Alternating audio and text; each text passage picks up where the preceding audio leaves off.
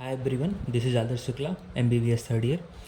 So today in the third lecture of breathing and exchange of gases, first we will talk about the alveoli. So first the definition of the alveoli. What is alveoli actually? So it is the structural and functional unit of lungs. What is this? Structural and functional unit of lung. Okay. So alveoli क्या है? This is the structural and functional unit of lung. इसके बाद आते हैं कि how many numbers of alveoli are there present in the lungs. So मतलब ऐसे कोई एक फिक्स वैल्यू नहीं है, बट एक रफ आइडिया है कि there are total around 30 million, sorry 300 million of alveoli are present in our both of the lungs.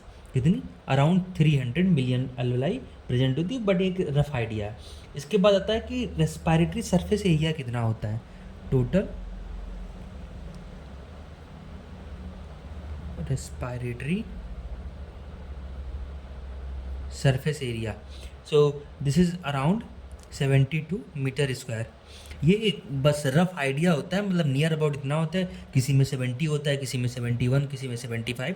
So near about ये ऐसे ही होता है, मतलब नियर अबाउट 72 मीटर स्क्वायर इसका एरिया होता है. इसके बाद एक और चीज़ बात करते हैं कि एल्वेलाई की जो फैगोसाइटिक सेल्स होती हैं, जैसे हमने पढ़ा ना कि सारी, जैसे अपनी कुफर सेल्स हो गई, लीवर में हो गई, ठीक है, ऐसे करके अपनी क्या होती है फैगोसाइटिक माइक्रोफेज हो गई अपनी ब्लड में. ऐसे करके एल्वेलाई में कौन सी वो होती है सेल्स, फैगोसाइटिक सेल्स, तो उनको क्या कहते हैं? Dust cells. क्या कहते हैं? Dust cells. Okay, these are the phagocytic sales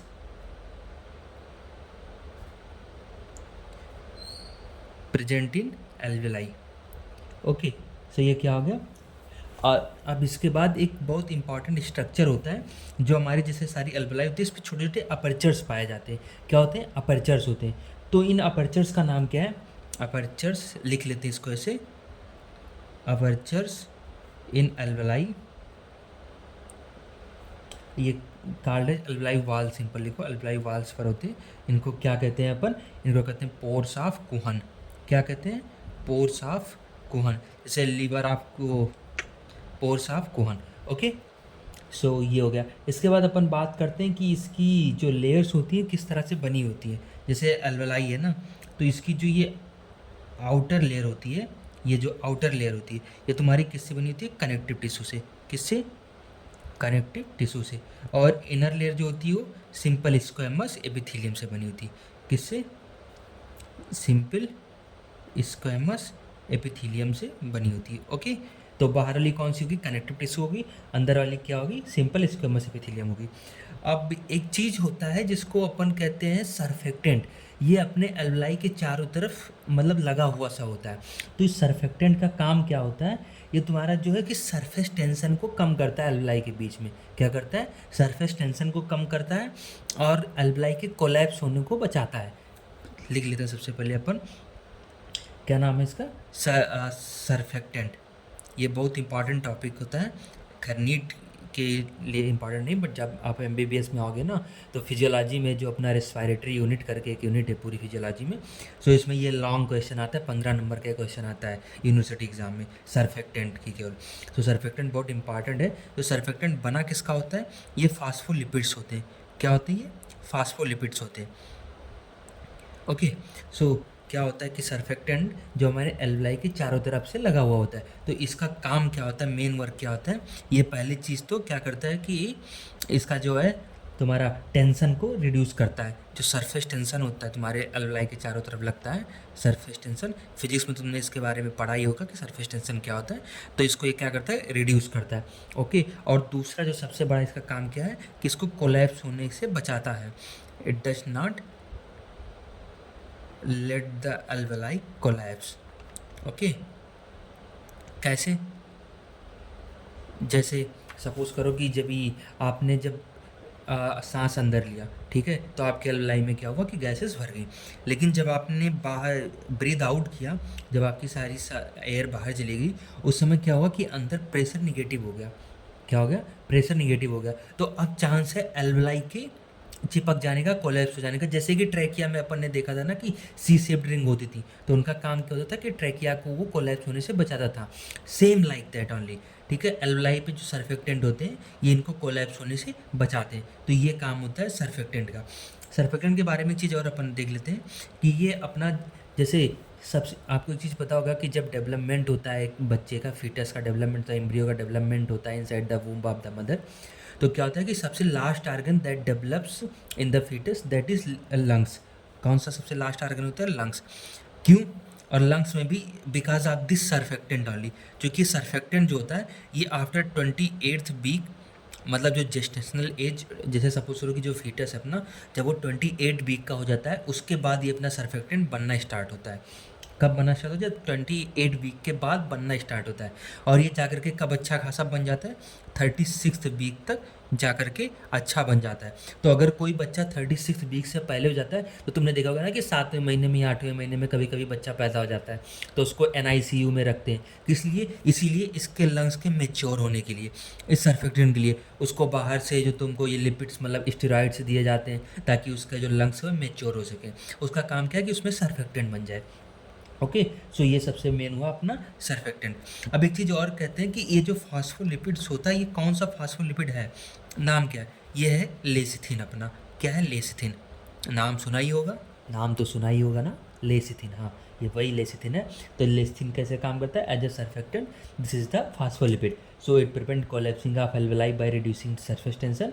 Due to this, in alveoli always air is present. Okay, that is called as residual air. जब अपन आगे वॉल्यूम्स और पढ़ेंगे वगैरह सब कुछ कैपेसिटीज़, तब अपन रेजिडुअल कैपेसिटी वगैरह पे आएंगे। तो वही जो अंदर हमेशा एयर थोड़ी सी रह जाती है, तो उसको क्या कहते हैं अपन? अराउंड 250 ml to 300 ml, उसको रेजिडुअल एयर कहते हैं। इट नेवर कम्स आउट, क्योंकि अगर वो बाहर चली जाएगी तो फिर एल्वेलाई पक्का कोलैप्स हो जाएगी, क्योंकि उसमें तो कोई ऐसे ट्रैकिया में जैसे सी शेप्ड रिंग होती थी कार्टिलेज की, ऐसा तो कोई स्ट्रक्चर होता नहीं, तो इसलिए वो कोलैप्स कर जाएगी। सॉरी। तो इसलिए थोड़ी सी एयर उसमें हमेशा प्रेजेंट होती है। So lungs never become fully empty. Okay, अगर लेसिथिन नहीं होता है तो वही होता है ना कि प्री मेच्योर बेबी अगर बाहर आए तो उसको फिर RDS हो जाता है। RDS मतलब रेस्पायरेटरी डिस्ट्रेस सिंड्रोम। क्या होता है? Respiratory distress syndrome. ये कब होता है? अगर बच्चा तुम्हारा ये 36 वीक के पहले पैदा होता है तो इसको वो RDS की समस्या थी। RDS अभी आगे अपन और पढ़ेंगे, ठीक है। RDS के बारे में पढ़ेंगे अपन, परेशान मत हो। तो उसको क्या होता है कि ये रेस्पिरेटरी डिस्ट्रेस सिंड्रोम होता है, ठीक है। अब एक चीज़ और आते हैं कि जो तुम्हारी रेसिडुअल एयर जो अंदर होती है, जैसे बताया मैंने कि अराउंड 250 ml ऑफ एयर वो हमेशा तुम्हारे एल्वेलाई में प्रेजेंट होती है। तो इसको किससे अपन नापते हैं? इसको किससे नापते हैं अपन? स्पायरोमीटर से। स्पायरोमीटर से अपन डायरेक्ट इसको नाप लेते हैं कि कितनी एयर अपनी प्रेजेंट है। सो ये स्पायरोमीटर नाम याद रखना, ये शायद क्वेश्चन आया भी है, मुझे याद नहीं किस ईयर में आया, बट ये शायद क्वेश्चन आया भी है। ओके, अपन अभी यहाँ पर लंग्स के थोड़ा सा एनाटॉमिकल डिवीज़न के बारे में बात कर लेते हैं, कैसे लंग्स को डिवाइड करते हैं। सो इसमें 2 फिशर्स होते हैं। कौन कौन सा? एक तो वर्टिकल फिशर हो गया, एक हॉरिजॉन्टल फिशर होता है और राइट लंग में, और लेफ्ट लंग में सिर्फ एक ही फिशर होता है। वो कौन सा होता है? Horizontal Fisher. सो इसमें 2 फिशर्स होते हैं। सो 2 फिशर इसको 3 पार्ट में डिवाइड करते हैं। अपना जो सुपीरियर पार्ट होता है उसको सुपीरियर लोब कहते हैं, जो मिडल में होता है उसको मिडल लोब कहते हैं, और जो इन्फीरियर में होता है उसको इन्फीरियर लोब अपन कहते हैं, ठीक है। लेकिन लेफ्ट में सिर्फ एक ही फिशर होता है, इसलिए सिर्फ 2 पार्ट में डिवाइड होता है। कौन सा? सुपीरियर लोब और इन्फीरियर लोब, ठीक है। ये एनाटॉमिकल बेसिस पर इसको डिवाइड किया गया है। ये जब आप लोग एनाटमी के डिसेक्शन हॉल में जाओगे ना, डिसेक्शन में, सो वहाँ पर आपको ऑर्गन्स मिलेंगे, तो ऑर्गन में आप क्लियरली देख पाओगे। जैसे ही से लीवर लंग्स उठाओगे ना, ऐसे देखोगे ना कि तुरंत ये फिशर है, कि फिशर है, लेफ्ट साइड में सिर्फ एक ही फिशर है। सबसे मेन इंपॉर्टेंट जैसे होता है कि क्वेश्चन एग्जामिनर आके पूछता है कि इसको बताओ, आइडेंटिफिकेशन पॉइंट बताओ, कैसे तुमने पहचाना इसको कि ये राइट का है, ये लंग लेफ्ट का है, ठीक है। तो तुम सीधे से सबसे पहले से फिशर ही देख के बताओगे कि सर इसमें फिशर है। उसके बाद यहाँ पर हाइलम होता है, यहाँ पर 2 ब्रोंक्यूल्स, प्राइमरी ब्रोंक्यूल जाती हैं, एक प्राइमरी ब्रोंक्यूल जाता है लेफ्ट में। ये जब तुम पहुंचोगे ना डिसेक्शन हॉल में, फिर ये सब देखना। अभी के लिए फोकस करो जो NCERT में लिखा है। ओके, सो ये हो गया तुम्हारा। इसके बाद अपन थोड़ा सा लंग्स की कवरिंग के बारे में देख लेते हैं, ठीक है। तो क्या होता है कि अपन ने देखा ना कि जो भी सारे जैसे अपना हार्ट की कवरिंग हो गई या स्टमक के ऊपर हो गया ना, तो जितनी सारी कवरिंग्स होती हैं इनको अपन दो पार्ट में डिवाइड रखते हैं ना। एक जो बाहर की होगी उसको पैराइटल कहते हैं, जो अंदर की तरफ मतलब जो ऑर्गन की तरफ अपने होती है उसको विसरल कहते हैं। जैसे पैराइटल पेरिकार्डियम हो गया, विसरल पेरिकार्डियम हो गया। ऐसे ही जो ये लंग्स की मेम्बर, जैसे सपोज करो कि अंदर ये लंग्स है, ठीक है, अंदर अपना क्या है, लंग्स है। ओके, सो इसकी बाहर वाली मेम्ब्रेन है जिसको क्या कहते हैं अपन, पैराइटल प्लूरा। प्लूरा मेम्ब्रेन का नाम है। Pleura is the membrane that covers the your lung. Okay, वो पैराइटल प्लूरा होगी बाहर वाली, और अंदर वाली कौन सी है, विसरल प्लूरा।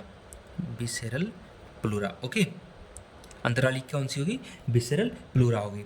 ठीक है, अब ये प्लूरा, अब एक चीज़ और बात करते हैं ना कि किससे अटैच होती है। तो जो पैराइटल प्लूरा होती है अपनी, ये थोरेसिक वाल से अटैच होती है। किससे, थोरेसिक वाल से अटैच होती है। और जो विसरल प्लूरा है ये अपनी लंग से अटैच होती है। ओके, और इन दोनों के बीच में क्या होता है, इन दोनों के बीच में एक फ्लूइड भरा होता है जिसको अपन कहते हैं पैराइटल, सॉरी, प्लूरल फ्लूइड। क्या कहते हैं, प्लूरल फ्लूइड। इसका काम क्या है प्लूरल फ्लूइड का, जब अपना देखो, जब अपन सांस लेते हैं अपन को पता है कि लंग एक्सपैंड करता है, ठीक है, तो ये जो अपनी जो ये विसरल लेयर होती है, विसरल फ्लूरा, ये बाहर की तरफ जाती है।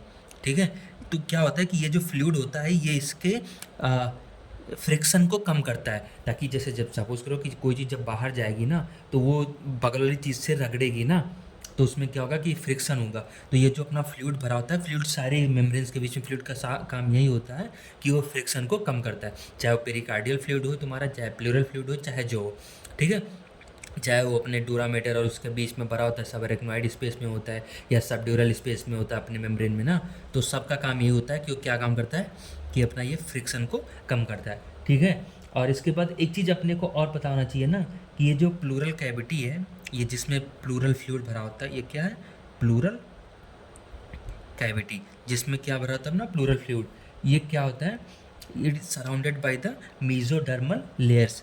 जैसे ये जो अपनी जो प्लूरा है, ये प्लूरा अपनी मीजोडर्मल इन ओरिजिन है। कैसी है, मीजोडर्मल इन ओरिजिन है। ठीक है, तो अपन क्या कह सकते हैं कि अगर ये अंदर बाहर दोनों मीजोडर्मल इन ओरिजिन है, तो अपनी जो प्लूरल कैविटी हुई ये किससे सराउंडेड है, surrounded by mesodermal layer. Okay, surrounded by mesodermal layer. Okay, got it. अब इसके बाद अपन बात करते हैं एल्वेलाई की। एल्वेलाई की मतलब एल्वेलाई के थोड़े से स्ट्रक्चर की बात करते हैं, कैसी ओरिजिन में एल्वेलाई होती है। ओके, होता है कि ये जो एक लेयर होती है एल्वेलाई की, जो अंदर की तरफ होती है, जो ये एयर को फेस करती है, जैसे एयर है अंदर तो अंदर को एयर भरा ना अंदर की तरफ, तो जो एयर को फेस करती है वो अपनी अपन ने देखा कि सिंपल स्क्वेमस एपिथेलियम होती है। ओके, जो बाहर को फेस करती है वो क्या होती है, कनेक्टिव टिश्यू होती है। यहाँ पर बीच में क्या होता है, अपनी ये कैपिलरीज होगी। ठीक है, क्या है ये, कैपिलरीज, प्लूरल कैपिलरी, सॉरी, ये अपनी कैपिलरीज होगी। ठीक है, कैपिलरीज का काम क्या है कि यहाँ से एयर का एक्सचेंज होता है, यहाँ से ऑक्सीजन इसमें आती है और यहाँ से CO2 अंदर को जाता है। ओके, अब एक चीज़ और ध्यान रखना कि अपने एल्वेलाई दो तरह की सेल से बनी होती है। ठीक है, जैसे जो एल्वेलाई जिस सेल से बनी होती है उसको न्यूमोसाइट अपन कहते हैं। क्या कहते हैं, न्यूमोसाइट कहते हैं। और न्यूमोसाइट दो तरह की होती है, एक टाइप 1 होती है, एक टाइप 2 होती है। जो टाइप 1 होती है वो अपना एल्वेलाई बनाती है। क्या बनाती है, वो अपना एल्वेलाई बनाती है। मतलब जो ये तुम्हारा एरिया होता है ना कि जिससे एक्सचेंज एरिया होता है ना, एक्सचेंज सरफेस जिससे कि अपना एक्सचेंज होता है एयर का, वो बनाती है तुम्हारी टाइप 1। तो फिर टाइप 2 का क्या काम है, जो तुम्हारी टाइप 2 ये थोड़ी सी साइज़ में इससे बड़ी होती है। ठीक है, नॉर्मल सेल से साइज़ में ये थोड़ी सी बड़ी होती है। ये काम क्या करती है, ये तुम्हारा वही लेसिथिन प्रोड्यूस करती है। क्या करती है, ये लेसिथिन, ये अराउंड 2 to 3% होती है। और ये क्या करती है, लेसिथिन प्रोड्यूस करती है। ये लेसिथिन जो वो सर्फेक्टेंट के रूप में यूज होता था तुम्हारा, वो तुम्हारा ये प्रोड्यूस करती है टाइप 2। ओके, ये हुआ अपना एल्वेलाई। अब इसके बाद में अपन थोड़ा सा थोरेसिक कैविटी के बारे में देख लेते हैं। ठीक है, किसके बारे में, थोरेसिक कैविटी के बारे में। आप लोग चाहो तो इसको लिख सकते हो, मैं बोलते जा रहा हूँ ऐसे करके, मतलब थोड़ा बहुत मैं लिखूंगा भी, लेकिन आप लोग भी थोड़ा सा अपने हिसाब से। सो थोरेसिक कैविटी के बारे में देखें। थोरेसिक कैविटी का सबसे पहले अपन देख लेते हैं कि किस किस से घिरा हुआ, surrounded by, this the structure surrounded by. तो सबसे पहले आगे की तरफ anteriorly it is surrounded by the sternum. किससे, ऐसे मैं लिखता हूँ ना कि एंटीरियरली स्टर्नम, इसके एंटीरियर में क्या होता है, स्टर्नम। स्टर्नम आप अपने आप को पता है ना कि ये रिब्स के आगे जो ये सीने में जो अपनी हड्डी होती है ना बड़ी सी, इसको क्या कहते हैं, स्टर्नम कहते हैं। उसके बाद जो पीछे से किससे होती है एंटीरियर, ये पोस्टीरियरली किससे होती है, अपनी अपनी वही क्या क्या है अपनी वर्टिब्रा से, ठीक है, वर्टिब्रा से। ओके, फिर लेटरल में किससे होती है, लेटरली अपनी ये रिब्स से होती है, किससे, रिब से। ओके, सो किससे किससे, और नीचे इंफीरियरली, जैसे हाँ इंफीरियरली किससे होती है, अपनी डायफ्राम से होती है, किससे, डायफ्राम। और सुपीरियरली, सुपीरियर अपनी यही जो रिब्स होती है ना, यही आकर के कंडेंस हो जाती है ऊपर की तरफ, इसलिए सुपीरियर कोई इसका नहीं है। तो सिर्फ चार तरफ की, एंटीरियर हो गया, पोस्टीरियर हो गया, लेटरल मतलब दोनों साइड में हो गया, और एक इन्फीरियर हो गया। तो इन्फीरियर किससे, डायफ्राम से होगी, लेटरल में दोनों रिब्स से होगी, और सुपीरियर में भी, पोस्टीरियर में जो तुम्हारा वर्टिब्रल कालम हो गया, वर्टिब्रे होगी, उससे होगी, और एंटीरियरली किससे होती है, स्टर्नम से। ओके, सो इसके बाद थोड़ा सा और देख लेते हैं डायफ्राम क्या होता है। कि डायफ्राम अपनी एक मसल होती है ना, कि ये अपनी इंपॉर्टेंट मसल्स होती है, तुम्हारे ब्रीदिंग में आती है, काम आती है। अभी आगे अपन देखेंगे जब उसके मसल्स के बारे में बात करेंगे। सो डायफ्राम क्या होता है कि ये मैमल्स और क्रोकोडाइल्स में पाया जाता है। ठीक है, तो देखो ना कि diaphragms are found in the mammals and crocodile. This is the radial muscle. कैसी होती है, रेडियल मसल होती है। रेडियल मतलब समझते हो ना कि ऐसे, जैसे सपोज करो ये है, तो इसका ऐसे ऐसे निकला हुआ होता है, तो ये रेडियल मसल होती है। तभी ये नीचे और ऊपर आराम से चल जाती है। Okay, so it's a radial muscle that contracts. ठीक है, सो इट, जब ये कॉन्ट्रैक्ट करते हैं ना, कि जैसे जब अपन नीचे जाना, तो जब अपन सांस लेते हैं तो ये कॉन्ट्रैक्ट करती है, तो ये नीचे जाती है, तो इससे क्या होता है कि जो तुम्हारा थोरेसिक वॉल्यूम होता है वो एंटीरियर पोस्टीरियर एक्सिस में बढ़ जाता है। सपोज करो ऐसे रफ डायग्राम की तरफ ऐसे मान लो कि ये तुम्हारा थोरेसिक कैविटी है, और ये नीचे अपनी ये डायफ्राम मसल है। ठीक है, ये अपनी डायफ्राम मसल है। तो जब ये कॉन्ट्रैक्ट करेगी, तो कॉन्ट्रैक्ट मतलब ये ऐसे नीचे की तरफ आएगी, ये ऊपर की तरफ, तो नीचे आकर के ये खूब पतली सी होगी। ठीक है, तो ये कॉन्ट्रैक्ट किया, तो अपना जो ये थोरेसिक कैविटी है, तो थोरेसिक कैविटी को अब जगह मिल जाएगी और थोड़ा नीचे आने के लिए। तो नीचे आएगी तो इससे वॉल्यूम बढ़ेगा, वॉल्यूम बढ़ेगा तो प्रेशर कम होगा, प्रेशर कम होगा तो एयर बाहर से अंदर की तरफ आएगी, क्योंकि बाहर प्रेशर ज़्यादा है। अपने आप को पता है ना कि एयर क्या कोई भी चीज़ कैसे ट्रेवल करता है, high pressure to low pressure. Okay, so ये अपना हो गया कि थोरेसिक कैविटी बढ़ती, थोरेसिक वॉल्यूम बढ़ता है। कैसे बढ़ता है, जब अपन सांस को अंदर लेते तो अपनी एक्सटर्नल मसल्स में, एक्सटर्नल इंटरकोस्टल मसल्स और diaphragm, these are the two main muscles for the inspiration. तो ये कॉन्ट्रैक्ट करती है, ये जब कॉन्ट्रैक्ट करेंगी तो ये नीचे को जाएगी, नीचे को जाएगी तो तुम्हारा थोरेसिक वॉल्यूम बढ़ेगा, थोरेसिक वॉल्यूम बढ़ेगा तो प्रेशर कम होगा, प्रेशर कम होगा तो फिर एयर अंदर को आएगी।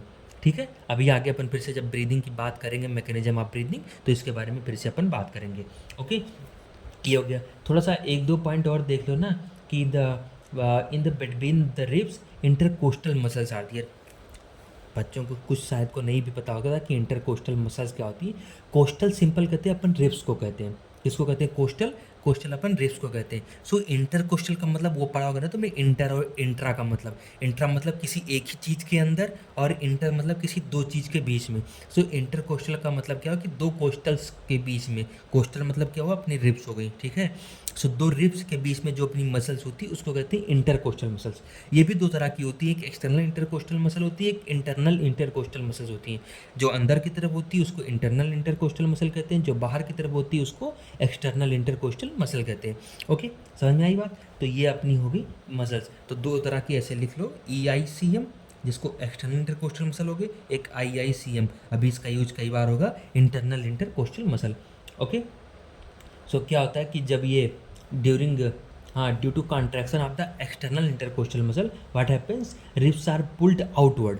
क्योंकि देखो एक चीज़ देखो ना, कि सपोज करो कि अपन, चलो यहीं देख लेते हैं ना थोड़ा सा, हाँ ठीक है, कि ऐसे सपोज करो एक ये ऐसे स्ट्रक्चर है, ये ऐसे अंदर की तरफ अपनी क्या है, इंटरनल इंटरकोस्टल मसल, और बाहर की तरफ क्या लगी है, एक्सटर्नल इंटरकोस्टल मसल। सपोज करो ये रिब्स है अपनी, ठीक है, ये अंदर की तरफ उसके क्या होगी, इंटरनल इंटरकोस्टल, बाहर की तरफ एक्सटर्नल इंटरकोस्टल। तो जब एक्सटर्नल इंटरकोस्टल जब क्या करेगी, कॉन्ट्रैक्ट करेगी, जैसे अपन ने डायफ्राम में देखा, ये नीचे की तरफ गई, ये ऊपर की तरफ भी जाएगी। जैसे दो, जैसे सपोज करो कि दो बड़ी चीज़ें हैं, जैसे सपोज करो कि ये दो पेन है ना, सो जब कॉन्ट्रैक्ट करेंगी दोनों पास में आएंगी, ऐसे जब कॉन्ट्रैक्ट करेंगी तो क्या होगा, दोनों पास में आएंगे। ठीक है, तो ऐसे जो बाहर वाली जब वो कॉन्ट्रैक्ट करेगी तो थोड़ा सा और ऊपर जाएगी ना, तो इसीलिए कहते हैं ना कि जो अपनी जो एक्सटर्नल इंटरकोस्टल मसल है वो बाहर की तरफ होती है, तो जब वो कॉन्ट्रैक्ट करती है तो थोड़ा सा नीचे आई लेकिन थोड़ा सा ऊपर भी गई, तो ये जितना ऊपर गई इतना ही तुमको ये रिब्स को मौका मिल गया और ऊपर जाने को, तो तुम्हारा पूरा रिब केज ऊपर गया, मतलब तुम्हारा फिर वही हुआ ना कि तुम्हारी पूरी थोरेसिक कैविटी का वॉल्यूम बढ़ा, और वॉल्यूम बढ़ा तो प्रेशर कम हुआ, प्रेशर कम हुआ तो तुम्हारी एयर अंदर आई। ये भी अपन मैकेनिज्म ऑफ ब्रीदिंग में एक बार फिर से पढ़ेंगे। तो इससे क्या हुआ कि ये बाहर गई तो स्टर्नम भी थोड़ा सा बाहर गया, इससे थोरेसिक वॉल्यूम जो तुम्हारा बढ़ा। तो अब यहाँ पर क्या हुआ, अभी अपन ने एक्सियल देखा था ना कि एंटीरियो सॉरी सुपीरियर इंफीरियर, अब यहाँ पर क्या देखेंगे एंटीरियो पोस्टीरियर। जो एक्सटर्नल इंटरकोस्टल मसल कॉन्ट्रैक्ट हुई तो इससे क्या हुआ अपना, जैसे अपन ने देखा था ना कि जब अपना डायफ्राम कॉन्ट्रैक्ट हुआ था तो एंटीरियो पोस्टीरियर जो तुम्हारा वॉल्यूम बढ़ा था, लेकिन यहाँ पर एक्सटर्नल इंटरकोस्टल मसल के कॉन्ट्रैक्ट होने से डार्सोवेंट्रल एक्सिस में, डार्सोवेंट्रल एक्सिस में जो तुम्हारा होता है वॉल्यूम बढ़ता है, थोरेसिक वॉल्यूम बढ़ता है। ये बात याद रखना हमेशा, भले ही एग्जाम में आया ना है, but this is important for your concept building.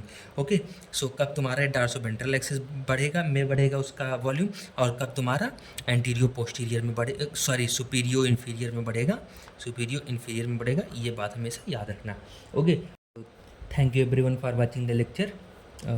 If you like the lecture, then please like it and subscribe the channel. So thank you everyone, thank you.